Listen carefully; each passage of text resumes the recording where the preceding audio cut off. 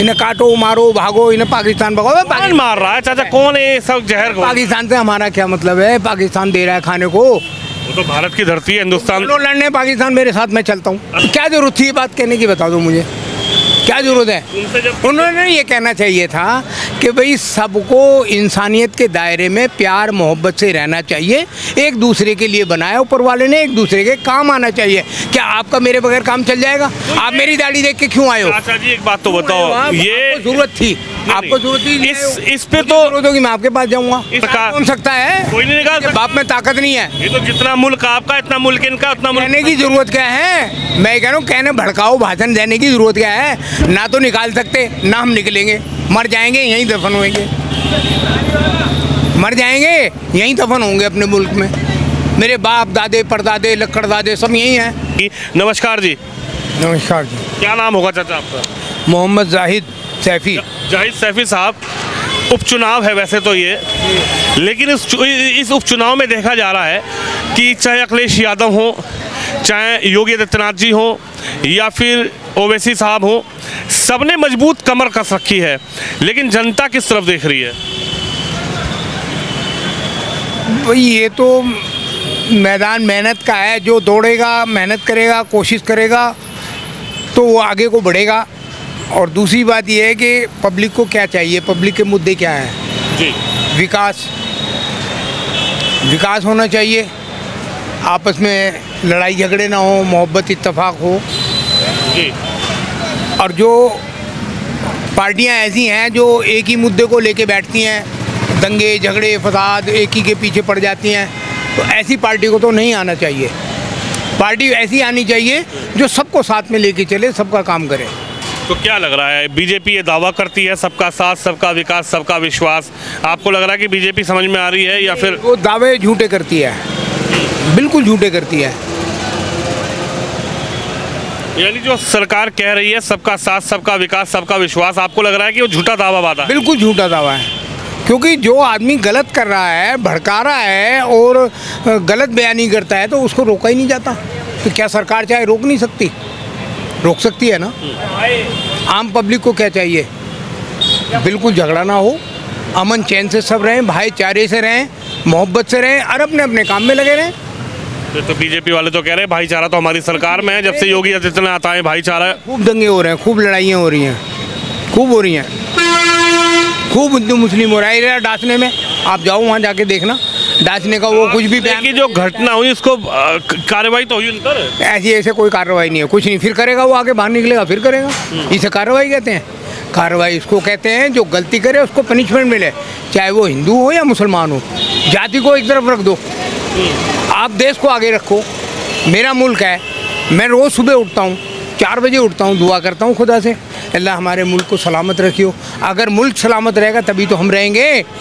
अगर मुल्क में आफत आएगी तो हम कहाँ जाएंगे, कहाँ रहेंगे? तो मुल्क सलामत रखने के लिए सरकार है तो सही, आप लोग वोट करते तो हो, तो क्या नजर आ रहा है? आपने सरकार 2-2 बार मुख्यमंत्री योगी को बनाया, इधर प्रधानमंत्री तीसरी बार मोदी को बनाया। वोट बिखर जाती हैं भैया, वोट बिखर जाती हैं, एक तरफ नहीं चलता कुछ भी। अब हमारे यहाँ क्षेत्रीय पार्टी है, अखिलेश यादव है, कांग्रेस है, दोनों का एक ही गठबंधन है, लेकिन दोनों का एक ही गठबंधन है। यही दोनों आने चाहिए, मतलब कांग्रेस आनी चाहिए। यानी आपको लग रहा है कि यूपी में कांग्रेस आए? बिल्कुल कांग्रेस। अखिलेश जी कहाँ जाएंगे?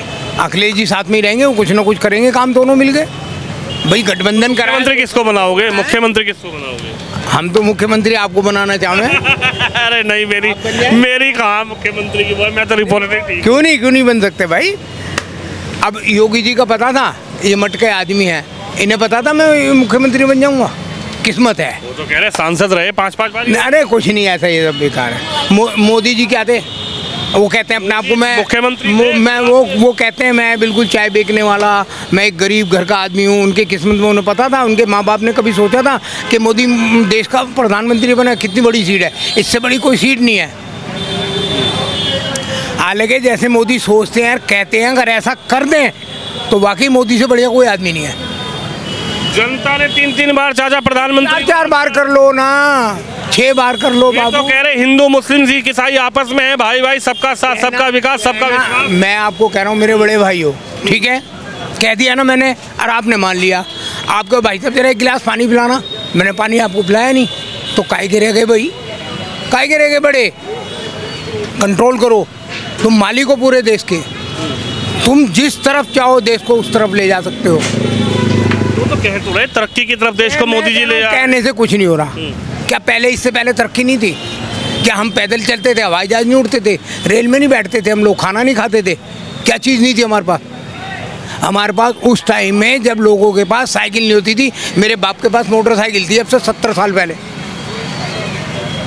इंग्लैंड विकास आगे बढ़ा तो सही सरकार जो कह रही है। क्या यार विकास, इस विकास से कुछ नहीं हो रहा। अच्छा, तो उपचुनाव में क्या लग रहा है? तो ओवैसी साहब ने भी अपना प्रत्याशी नहीं, वो तो एक बाहर के आदमी हैं और वो मुस्लिमों के रहनुमा ओवैसी बताते हैं, कह रहे सबने ठगा मुसलमान। नहीं, ऐसा कुछ नहीं है, ऐसा कुछ नहीं है।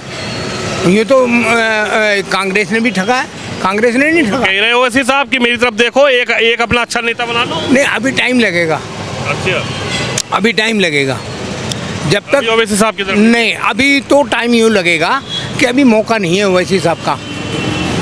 अभी एक साइड में बह रही है दिन, अब जब थोड़ा सा थमाव आ जाएगा, रुकेंगे, लोग सोचेंगे, फिर इसके बाद में बात होगी। तो क्या लग रहा है चुनाव में किसकी तरफ आप देख रहे हैं? भाई यही अखिलेश सर, ये जो है कांग्रेस ठीक है। कांग्रेस का तो प्रत्याशी है ही नहीं। कांग्रेस को तो अखिलेश तो है, अखिलेश है, हाँ। भाई गठबंधन का मतलब क्या होता है? यही होता है ना कि भाई आप इस जगह से खड़ा कर दो, वहाँ से मैंने खड़ा कर दिया, बात तो एक ही है दोनों की।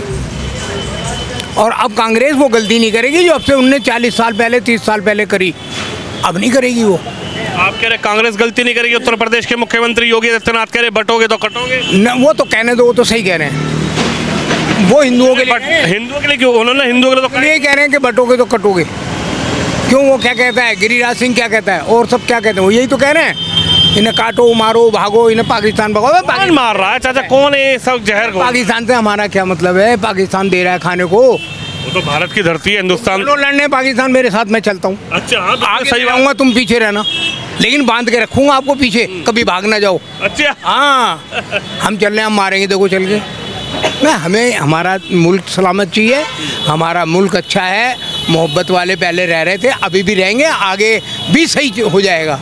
टाइम लगेगा, थोड़ा सा समय लगेगा, सब सही हो जाएगा।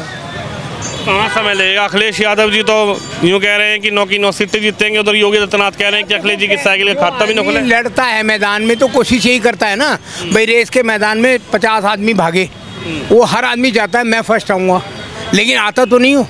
3 ही होते हैं, फर्स्ट सेकंड थर्ड के बाद सब अपने घर जाओ, थर्ड वाले की कोई अहमियत नहीं। बताइए आप, चलिए आप बहुत अच्छी बात कर रहे हैं, एक बात बताइए, ये जो आपने कहा कि कांग्रेस को भी समय लगेगा, अखिलेश जी ठीक ठाक है, अगर कांग्रेस से गठबंधन होता है तो यूपी के लिए अखिलेश यादव, मुझे लगता है कि आप कह रहे हैं, लेकिन अखिलेश यादव को भी बहुत सोच समझना पड़ेगा, जैसे यादवगर्दी या बदमाशी या ये पुलिस थाने में आप मान रहे हैं कि अखिलेश यादव की सरकार में, इस मामले में तो योगी जी ठीक है पुलिस में, और इससे अच्छी थी मायावती, दबंग बने से उसने वो किया राज, मायावती ने। मजा ले थाने में पुलिस में कहीं कोई बदमाशी हो जा। अच्छा बाबा जी, चाचा जी एक बात बताओ आप, अखिलेश यादव की सरकार पिछली बार रही, यूपी में योगी ने उनको हरा दिया, तो योगी की सरकार में और अखिलेश जी की सरकार में कुछ डिफरेंस तो नज़र आया होगा, मतलब कुछ बदलाव तो नज़र आया होगा आपको? हाँ, वो इन्होंने यही करके कि भाई वो बटोगे तो कटोगे, हिंदू गर्दी आगे लाके उन्होंने संगठित करो, ये करो, वो करो, इस तरह से करके वो आगे बढ़े हैं, और कोई तरीका नहीं है आगे बढ़ने का। ये बयान तो अभी दिया है उन्होंने हरियाणा के चुनाव में, बटोगे तो कटोगे, 17 में चुनाव जीते। पहले से ही भैया होता आ रहा है, उससे पहले से ही होता आ रहा है। आपको नहीं पता बेटा, मेरे 70 साल की उम्र होने को आ रही है, 69 की तो हो ही गई। तो इस बयान के आखिर क्या राजनीतिक मतलब भी है क्या? कुछ बटोगे तो कटोगे, तो कह रहे हैं संगठित रहो, सब एक साथ रहो। राजनीतिक तो है ही, क्या जरूरत थी ये बात कहने की, बता दो मुझे, क्या जरूरत है?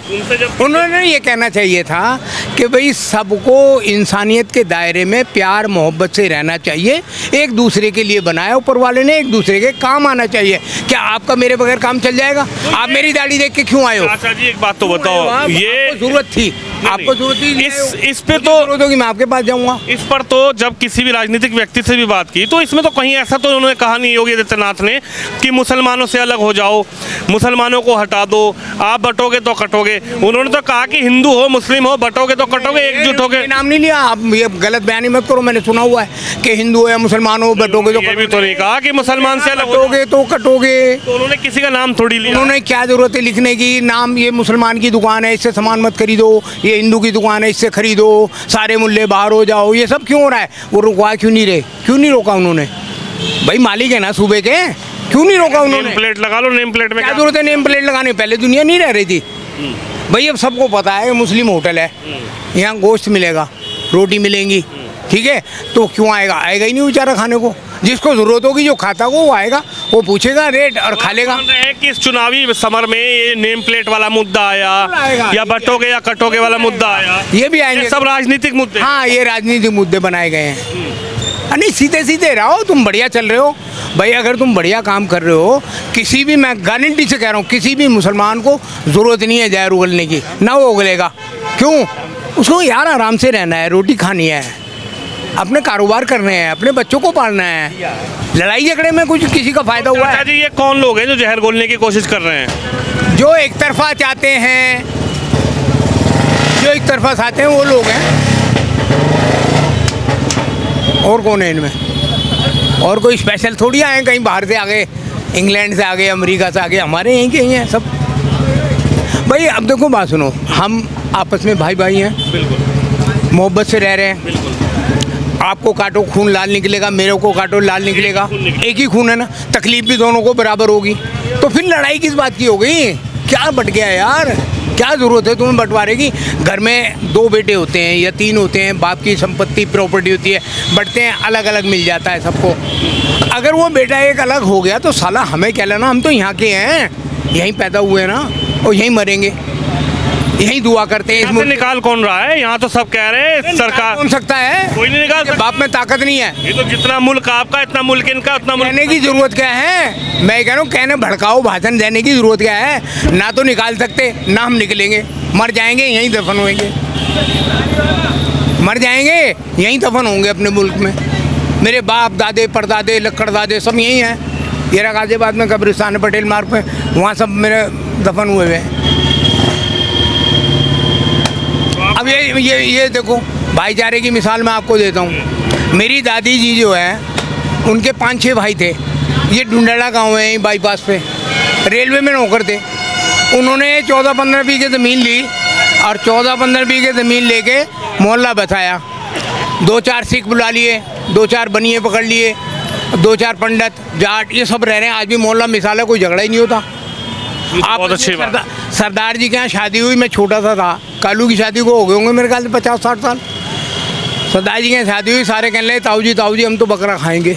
तो ताऊ जी ने 30-35 बकरे कटवाए और वहीं चौक में शादी करी। खाना बनाने वाले हमारे आदमी, और सिखों के लिए अलग खाना बना, जिसको नहीं खाना वो खा लो, जिसको ये खाना ये खा लो। इसका जो हिसाब किताब है तो सारे मोहब्बत से रहते हैं, कभी कोई झगड़ा नहीं हुआ, कोई हिंदू मुसलमान नहीं हुआ। तो आप मान रहे हैं कि इस चुनाव में उपचुनाव है, हालांकि इस चुनाव से ना तो सरकार बदलेगी ना सरकार बनेगी, लेकिन जिस तरीके से बयान बटोगे तो कटोगे, वो गलत। ये सब जो बयान है इनका प्रभाव रहेगा। हाँ रहेगा, प्रभाव रहेगा। और जो अखिलेश जी कह रहे हैं कि साइकिल मजबूत दौड़ेगी अगर कांग्रेस का गठबंधन से। उन्होंने कुछ देखा होगा जब भी तो वो कह रहे हैं, उन्होंने देखा होगा कुछ कह रहे हैं। पतंग टांका नहीं लगा नहीं, देगी। पतंग तो नहीं टांगा लगाएगी, नहीं लगाएगी। पतंग अब का समझदारी प्रचार आ रही है पहले से हमारे मुसलमानों में भी समझदारी आती जा रही है, पूरी नहीं आई अभी, आती जा रही है। वो सोचते हैं। यानी ओवैसी साहब की तरफ देख नहीं रहे अभी। अभी नहीं है कोई ऐसा। अभी आप तो कह रहे कांग्रेस ने ठगा, सपा ने ठगा, बसपा ने ठगा, बीजेपी ने ठगा। अगर मुसलमान का कोई है तो वो ओवैसी है, अपने लीडरशिप बनाओ। ठगा तो है सब नहीं, कांग्रेस ने क्या नहीं ठगा है? मैं क्या मना थोड़ी कर रहा हूँ, ठगा तो सब नहीं है, खाली बीजेपी थोड़ी है। लेकिन अब समझदारी आ जानी चाहिए और उनको ओवैसी जी को भी टाइम लगेगा। उनकी तरफ अभी समाज व्यवस्था नहीं। मुसलमानों की पार्टी को टाइम लगेगा थोड़ा सा। जब ये आएंगे किसी वजूद में तो फिर जब ये कहेंगे हाँ भाई हम भी कुछ हिस्सेदार हैं। अभी तो एक छोटा बच्चा है, ये मेरा पोता है, ये खड़ा, ये कोई वजूद ही नहीं है। अब मैं घर का कोई फैसला लूँगा तो अपने बेटे से पूछूंगा या पोते से पूछूंगा? बेटे से पूछूंगा ना। तो अभी ये मुसलमान कौम जो है ये पोते की जगह है अभी। बहुत तैयार हो रही है, बड़ी हो रही है, समझदार हो रहे हैं, शिक्षित हो रहे हैं, पढ़ लिख रहे हैं, आईएएस आईपीएस भी बन रहे हैं, पहले से परसेंटेज बढ़ी है हर चीज़ में। तो इंशाल्लाह अल्लाह ने चाहा तो कामयाबी मिलेगी अगर नेकी से चलेगा, सीधे इरादे से चलेगा। और अगर आदमी दिमाग अपना ख़राब करके उल्टे तरीके से चलेगा तो वो भी मारा जाएगा। चलिए देखिए, हालांकि उपचुनाव है जिसमें ना सरकार बदलेगी ना सरकार बनेगी, लेकिन उपचुनाव को लेकर जिस तरीके से कांग्रेस और सपा के गठबंधन का प्रत्याशी मैदान में है, वहीं बीजेपी से संजीव शर्मा जो कि गाजियाबाद के महानगर अध्यक्ष है वो चुनावी मैदान में है। उधर रवि गौतम जो ओवैसी की पार्टी से वो टिकट लेकर चुनावी मैदान में है। जी बताइए। एक बात और रहेगी छोटी सी, अतुल गर्ग है हमारे यहाँ सांसद, उसके बाप को भी जानते हैं हम, उसके दादा को भी जानते हैं। आप भी पुराने, वे भी पुराने। जी हाँ हाँ हाँ। और इनकी एक रोलिंग व्हील हुआ करती थी छोटी सी दादरी के पास। अब ये जो है दिनेश चंद गर्ग, तो इन्होंने जो है थोड़ा सा तरक्की करी, आगे को डेवलपमेंट हुए। इनके दो बेटे हैं,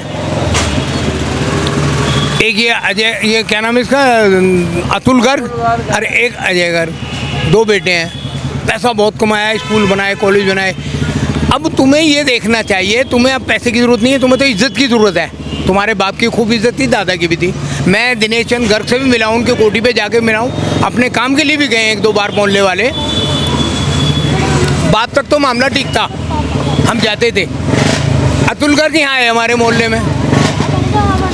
भाई जब तुम आए हो तो पब्लिक के पास आए हो ना, क्या कहने आए हो? तुम्हें ये कहना चाहिए भाई मैं भी खड़ा हो रहा हूँ, मैं आप लोगों का बच्चा हूँ या आप ही के बीच में से हूँ, निकला हूँ, मेरे बाप दादे हाँ एमपी इलेक्शन में। तो वो क्या कहते हैं, भाई मुसलमान तो हमें वोट देंगे, अन्ना है वोट मांगना है, फिर काहे के लिए आए हो तुम यहाँ हमारे यहाँ कहने के लिए? तो ये नफ़रत की बातें नहीं है, ये बीजेपी करवाती है नफ़रत की बातें, और कोई नहीं करवाता। फिर क्या करने आए थे यहाँ पे? उनसे पूछो तो जी, उनसे पूछो। मैं कह रहा हूँ मैं जाके मेरे ताल्लुकात हैं उनसे, दुआ सलाम आज भी है मेरी उनसे, ऐसी है जैसी पहले थी। अगर मैं जाऊँगा तो ज़रूर मेरा कोई ना कोई काम करवाएंगे, लेकिन ये बात कहने की क्या जरूरत है भैया, किसी के दिल को तकलीफ पहुँचानी अच्छी बात नहीं है। चलिए देखिए, हालांकि उपचुनाव है और चाचा जी ने अपनी बात कही है, इस उपचुनाव को लेकर अपनी बात रखी है। कौन जीतेगा कौन हारेगा ये तो चुनाव के बाद पता लगेगा। 13 नवंबर को यहाँ पर चुनाव है, लेकिन आखिरकार किस कैंडिडेट पर अब की बार जनता पक्की मोहर लगाने वाली है, गाजियाबाद की जनता। आप भी इस खबर पर, इस वीडियो पर अपनी राय जरूर रखिए।